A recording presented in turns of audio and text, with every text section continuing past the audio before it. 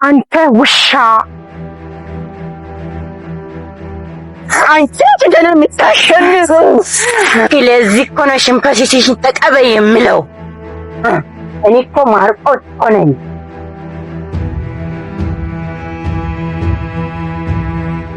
እኔ ያለው ማርቆስና ሜላት ቤተሰብ መሆን አይችሉም። ይህ መጨረሻሽ።